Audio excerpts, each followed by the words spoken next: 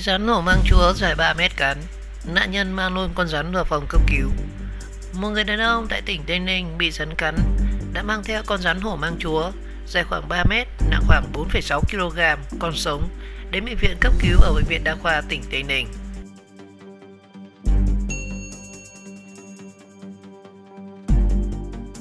Chiều tối ngày 19 tháng 8 thì mạng xã hội xôn xao hình ảnh một người đàn ông mang theo một con rắn hổ mang rất lớn ngồi trên băng ca cấp cứu. Và tin ban đầu cho hay người này bị rắn cắn nên bắt luôn con rắn đến bệnh viện để các bác sĩ có thể biết loại rắn gì để có thể có phương pháp điều trị. Và tối cùng ngày, bác sĩ Nguyễn Thái Bình, Phó Giám đốc Bệnh viện Đa khoa tỉnh Tây Ninh xác nhận với phóng viên có sự việc một người đàn ông mang theo con rắn hổ mang đi cấp cứu sau khi bị con rắn này cắn. Hiện tại thì bệnh nhân đã được chuyển đến bệnh viện Chợ Giấy, thành phố Hồ Chí Minh để tiếp tục điều trị. Và con rắn cắn nạn nhân được xác định là rắn hổ mang chúa, dài khoảng 3 mét, nặng khoảng 4,6 kg. Và bệnh nhân là anh PVT, 38 tuổi, ngụ ấp Tân Lợi, xã Tân Hưng, huyện Tân Châu, tỉnh Tây Ninh. Anh T được gia đình đưa đi vào cấp cứu tại bệnh viện Đa khoa tỉnh Tây Ninh lúc 8 giờ ngày 19 tháng 8. Và bước đầu thì bệnh viện ghi nhận anh T bị rắn hổ mang chúa cắn vào đùi bên phải. Bệnh nhân tự garo phía trên chỗ rắn cắn trước khi nhập viện cấp cứu. Và ông Bình cũng thông tin thêm bệnh nhân vào viện trong tình trạng tỉnh, tự thở đều. Và phần chân bên phải rắn cắn thì tím tái và chảy máu.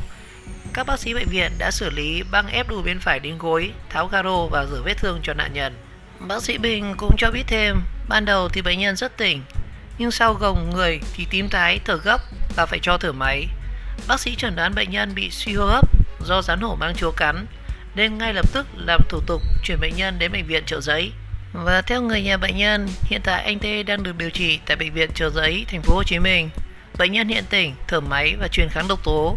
Người nhà bệnh nhân kể rằng khoảng 7 giờ 30 sáng ngày 19 tháng 8 thì khi đang làm thuê trong vườn mãng cầu ở Suối Đá, huyện Dương Minh Châu, khu vực giáp ranh núi Bà Đen, tỉnh Tây Ninh, thì anh T phát hiện ra con rắn thì chụp bắt. Tuy nhiên thì con rắn đã bất ngờ quay lại và cắn trúng đùi phải của anh T. Sau đó thì anh chụp được đầu con rắn, tự lấy dây buộc garo và thông báo cho gia đình đưa mình cùng con rắn đi cấp cứu tại bệnh viện.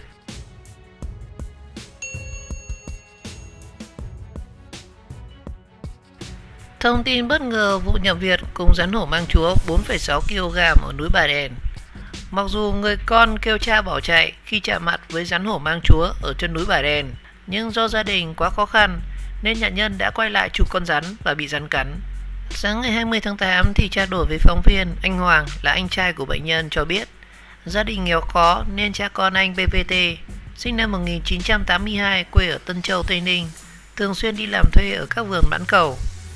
Sáng ngày 19 tháng 8 thì hai cha con anh T đang làm ở vườn mãng cầu gần núi Bà Đen, tỉnh Tây Ninh thì phát hiện ra con rắn hổ mang chúa. Lúc này thì anh con trai anh T kêu cha bỏ chạy. Tuy nhiên vì do gia đình rất khó khăn nên anh T tiếc của và quay lại bắt con rắn, và hậu quả là bị rắn cắn vào đùi, anh Hoàng kể lại. Và theo anh Hoàng, hiện tại gia đình đã đưa con rắn về chôn ngay nơi anh T bắt được con rắn. Và cũng trong sáng cùng ngày thì bác sĩ Nguyễn Ngọc Sang, khoa bệnh nhiệt đới bệnh viện Chợ Giấy cho biết tình trạng sức khỏe của anh PVT hiện vẫn còn đang theo dõi ở phòng chăm sóc đặc biệt. Và theo đó thì đến thời điểm hiện tại thì bệnh nhân đã tỉnh, hồi phục tứ chi và đang tự thở qua ống nội khí quản sau khi tiêm 5 lọ huyết thanh đặc trị. Như vậy đến thời điểm hiện tại, bệnh nhân đã được tiêm tổng cộng 15 lọ huyết thanh điều trị nọc rắn độc hổ mang chúa. Bác sĩ Nguyễn Ngọc Sang nói rằng khi được đưa vào bệnh viện thì bệnh nhân bị liệt tứ chi, đồng tử giãn nên đã được truyền 10 lọ huyết thanh. Sau 1 giờ được cấp cứu thì sức khỏe bệnh nhân đã được cải thiện và mở được 1/2 mắt và phản xạ được với ánh sáng. Nếu bị các loại rắn độc cắn thì cần garo đúng cách, tránh vận động và không được rạch vết thương hay là đắp các hóa chất và lá cây. Đặc biệt là phải chuyển bệnh nhân ngay đến các cơ sở y tế chính quy để các bác sĩ nhận định tình trạng bệnh nhân cũng như có phương pháp điều trị phù hợp, bác sĩ Sang yêu cầu. Và theo bác sĩ Sang thì mỗi năm bệnh viện Chợ Giấy cấp cứu cả ngàn trường hợp bị rắn độc cắn. Và đa số các trường hợp rắn cắn xong bỏ chạy hoặc nạn nhân bỏ chạy, nhưng trường hợp bệnh nhân T thì mang theo cả con rắn 4,6 kg để đến bệnh viện là rất hy hữu. Bệnh nhân T khá may mắn khi rắn hổ mang chúa chỉ cắn đúng 1 lần, bởi thực tế thì có những nạn nhân bị cắn rất nhiều lần nên lượng độc đưa vào cơ thể là rất nhiều. Và đa số các ca bị rắn độc cắn thường rơi vào mùa mưa, nên khi đi vào các bụi cỏ, đi làm giấy thì nên mang theo ổ cao su để tránh bị rắn độc tấn công, bác sĩ Sang khuyến cáo.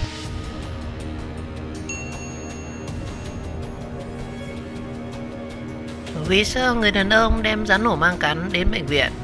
Người đàn ông ở Tây Ninh trong lúc vào giấy để cố đuổi bắt con rắn hổ mang đã bị rắn cắn trúng đùi bên phải, và biết đây là rắn độc, người này đã quyết định ôm nguyên cả con rắn đến bệnh viện. Ngày 20 tháng 8 thì anh PVT 38 tuổi, ngụ ở xã Tân Hưng, huyện Tân Châu, người đã đem theo cả con rắn hổ mang cắn mình đến bệnh viện, đã được chuyển viện từ Tây Ninh lên bệnh viện Chợ Giấy, thành phố Hồ Chí Minh điều trị, hiện đã qua khỏi cơn nguy kịch. Và qua trao đổi với phóng viên thì chị PTNH là 28 tuổi, là vợ của anh T cho biết hiện tay chân của chồng chị thì đã cử động được, tuy nhiên thì ngực vẫn còn rất sưng, bác sĩ chưa cho vào gặp trực tiếp, và khi sự việc xảy ra thì tôi đang đi làm nên không được biết. Rất may được một bác tài xế tốt bụng chở đến bệnh viện rất kịp thời, chị T nói. Lý do anh T dù bị rắn cắn nhưng vẫn cố ôm cả con rắn đến bệnh viện được chị T cho rằng do chồng mình sợ xả ra thì con rắn sẽ cắn thêm những người khác, và hơn nữa mang đến bệnh viện thì để bác sĩ biết mà có phương pháp điều trị đúng đắn. Và kể lại vụ việc đưa anh T đi cấp cứu thì tài xế Nguyễn Văn Then 38 tuổi, ngụ ở Bình Chánh, thành phố Hồ Chí Minh chia sẻ ngày 19 tháng 8 thì anh đang chở khách lên núi Bà Đen ở Tây Ninh đi du lịch, và khi gần tới nơi thì bị lạc đường ở đoạn qua suối Đá, huyện Dương Minh Châu, tỉnh Tây Ninh, và do phía trước đông người và phương tiện thì anh Then điều khiển xe chậm lại thì thấy anh T đang ôm theo con rắn hổ mang rất to, dài, và nhờ người dân chở đi bệnh viện cấp cứu nhưng không ai dám chở. Bất ngờ người đàn ông này đến gõ cửa xe tôi và nói rằng: "Anh ơi, cứu em với, em bị con rắn này cắn." Và nhìn thấy con rắn thì tôi cũng rất sợ, nhưng chỉ nghĩ đến việc cứu người nên đã quay lại bảo khách thông cảm xuống xe để đưa người đàn ông này đến bệnh viện cho kịp cấp cứu và để được cứu chữa. Sau đó thì được khách đồng ý. Anh Then kể lại sự việc với nhóm phóng viên. Và trên đường đi thì người đàn ông bị rắn cắn kể lại rằng: "Em bị con rắn cắn khoảng 15 phút trước đó, và em mang con rắn này đến bệnh viện để các bác sĩ biết loại rắn gì mà có thuốc phù hợp để cứu chữa. Nếu anh chạy tới bệnh viện trong 20 phút thì may ra em có thể được cứu sống." Ngay sau đó thì anh Then đã bật chế độ xin ưu tiên chạy đến bệnh viện đa khoa tỉnh Tây Ninh trong đúng 15 phút. Và tại bệnh viện thì bác sĩ cùng anh T buộc đầu con rắn và bỏ vào bao an toàn. Anh T đọc số điện thoại của người thân, nhờ tôi gọi điện báo, sau đó thì ngất đi và được bác sĩ đưa vào phòng cấp cứu. Anh Then kể lại sự việc trong kinh hoàng. Trước đó thì như thông tin đã đưa, ngày 19 tháng 8, bệnh viện đa khoa tỉnh Tây Ninh đã tiếp nhận một bệnh nhân bị rắn hổ mang cắn vào đùi và gây nguy kịch đến tính mạng. Và theo những lời kể của người nhà bệnh nhân, khoảng 7 giờ 30 sáng ngày 19 tháng 8, khi đang làm thuê trong vườn na ở suối Đá, khu vực giáp ranh núi Bà Đen, thì bất ngờ anh T phát hiện và cố đuổi bắt sống một con rắn hổ mang chúa màu đen dài khoảng 3 mét, nặng gần 5 kg. Và bất ngờ anh T bị con rắn quay lại và cắn vào đùi phải. Lúc này thì anh T tự garo và chạy nhanh ra đường kêu người đến cứu giúp.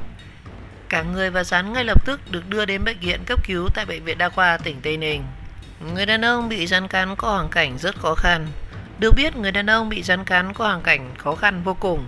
Một mạnh thường quân ở Tây Ninh đã đến thăm và có hỗ trợ ban đầu để gia đình có chi phí và chữa trị cho anh. Và theo như chị BTNT, vợ anh T, cho biết, trước đó thì anh T mới bị tai nạn và không thể làm được việc nặng. Tiền vay để điều trị cho anh khi anh T bị tai nạn còn chưa kịp trả hết. Hai vợ chồng đang cố gắng làm mướn để cố gắng tích cóp để có thể trả nợ, có tiền mua quần áo và sách vở cho hai con vào năm học mới đang sắp đến. Con gì lại chui vào đây đi?